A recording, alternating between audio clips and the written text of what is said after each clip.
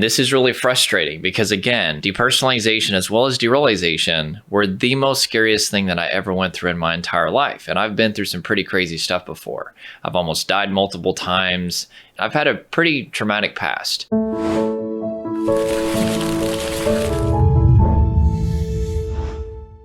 Welcome. So in this video, we're going to be talking about 3 things that depersonalization taught me whenever I used to suffer with this symptom. So if you don't know who I am, my name is Jordan Hardgrave. I'm the creator of Trauma Free Academy. We help traumatized people fully heal using the power of their own body, as well as experience post-traumatic growth, which is where you walk away stronger than when you first started. So if you are struggling with anything related to trauma, which depersonalization, realization are trauma coping mechanisms, make sure to click that subscribe button, join the Trauma Free family. Click like if this helps you, comment something below, as well as share this video. And if you're interested in applying to work with me and my team one-on-one in our Rise Unlimited coaching program, there is an application below to apply for that. It's 3 full months where myself and my team will really take a look at your specific situation, teach you our 5-phase body-based recovery strategy, and then give you all the hope and encouragement and mentorship that you need along this journey of resetting and rewiring your nervous system. There's a lot of things we have to address, and it's very extensive, which is why we can't work with very many people. However, you can apply for that. There's a link below. All right, so the very first thing that depersonalization taught me,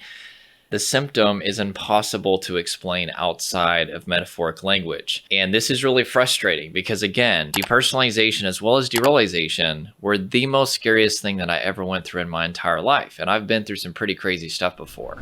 I've almost died multiple times. I've had a pretty traumatic past. And yet, whenever you feel detached from your body and whenever everything feels like it's fake and dreamlike, it's hard to explain the terror that you experience whenever that is your reality. And you want to explain it to people, but there's really just no way to describe these experiences outside of metaphoric language. And everybody has a different metaphor. This makes it very hard for people to get help because if they can't even describe what they're going through with maybe one of the more popular metaphors that people typically associate with depersonalization and derealization, what ends up happening is they are not able to get on a specific path to heal from these symptoms. And it's very problematic. And what I tell people is, unless you've experienced these symptoms, you're just not going to be able to understand them. And that's why you really shouldn't expect your friends and family or really anybody else to understand these symptoms. And I think sometimes there's that expectation because you're suffering so much and you just want them to get it. But whenever you try to explain depersonalization, feeling disconnected from your body, or derealization, feeling like everything's fake and dreamlike to people that have never experienced it, you're going to get this kind of deer in the headlights look. They're going to be like, So you're telling me that you look at your hands and they don't feel like they're your own hands? And you're like, yeah, it's basically like my soul is separated from my body, and like I feel detached from my head, I feel detached from my arms, or maybe I feel like I'm just outside of myself and a little bit to the left. And they're like, oh yeah, sure, okay. Like they're going to be looking at you in complete confusion. They just have no frame of reference because they haven't experienced it before. Or you're like, yeah, I feel like I'm walking around in a dream world and I feel like everything is a movie and like I'm in a different reality. And they're going to be like they're just not going to get it. So remove that expectation. Don't expect people to understand it unless they've experienced it. But anyway, this is one of the first things that I learned. The second thing that I learned about depersonalization, the second thing that it taught me, is that it's a trauma coping mechanism. And whenever people hear that, they immediately think of traumatic events. Not only do they think of trauma as an event, but they think of it as a very standard list of events: going to war, natural disaster, losing a loved one. And even if you look at the statistics for those particular events that we associate with a traumatic event, a lot of people that experience those aren't traumatized, right? Trauma is a state of nervous system overwhelm. It's where you enter what's called the freeze response. And so it's not the event itself that is traumatizing necessarily, although I do think there are some situations that are going to be overwhelming for pretty much everybody that goes through it. Most of the time, it's based upon the individual. In particular, do they have a past history of trauma? And also, do they have sufficient coping mechanisms to mitigate stress? Those are technically the two factors that determine if a tough situation leads to a state of nervous system overwhelm. However, there's also something called complex trauma, which really confuses people because it's not just one big bad event, which would be a major trauma. With complex trauma, there's a series of stressors and adversity that builds up a lot of times over a long period of time.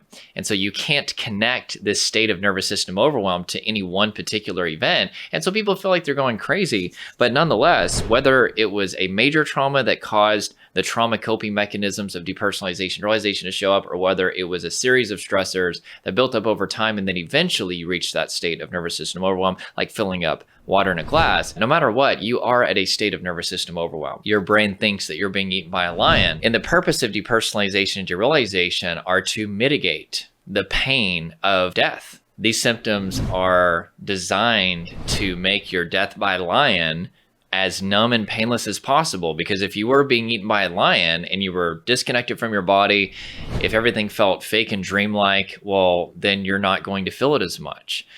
And yet you can enter this state when you're not being eaten by a lion, right? There can just be a bunch of natural things that are happening, safe things that are happening that are very painful that cause your nervous system to get to a state of nervous system overwhelm.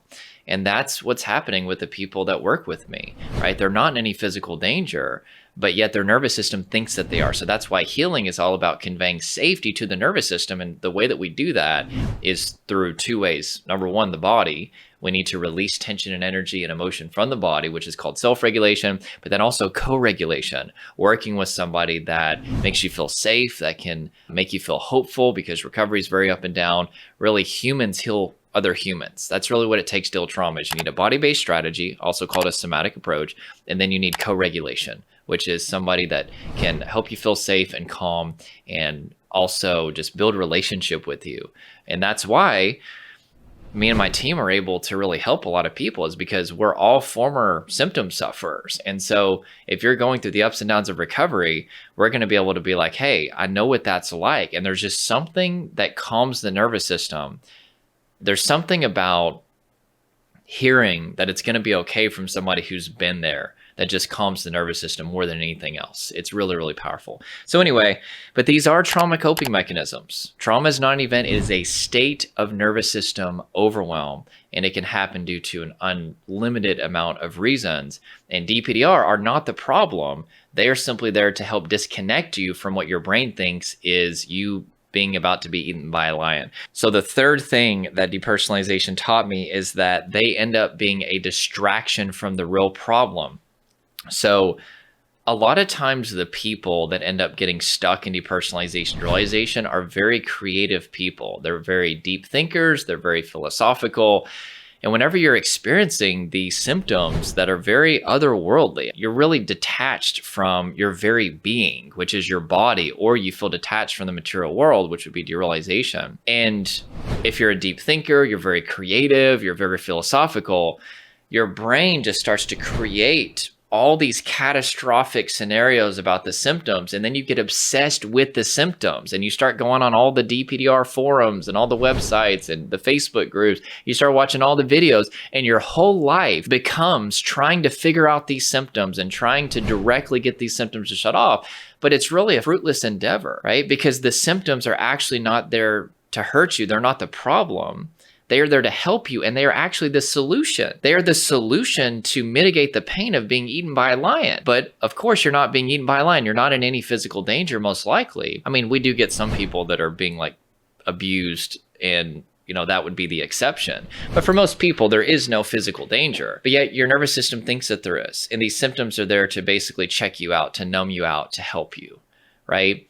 And so what we need to do is identify what are the things happening in your body and what are the things happening in your life that are communicating to your nervous system that you're about to be eaten by a lion. That's what recovery is. The symptoms are a secondary issue, right? So you can think of these symptoms like exhaust smoke in a car. It's appropriate to have exhaust smoke in a car if the engine is turned on. Likewise, it's appropriate for there to be depersonalization realization if you are in a state of nervous system overwhelm. So we need to get you out of a state of nervous system overwhelm. That's the metaphorical equivalent of shutting off the engine in a car. And then as a secondary consequence, the exhaust smoke will shut off automatically. You don't have to directly get rid of depersonalization realization, and all your efforts to get those symptoms to directly shut off is really just a waste of time. It's a distraction. And while you're obsessing over DPDR, you're not dealing with the things happening in your body and your life that are causing a state of nervous system overwhelm that are keeping the symptoms around. All right. So that is it. I hope that this helped you. Again, click like if this helped you, and I hope you have an amazing day.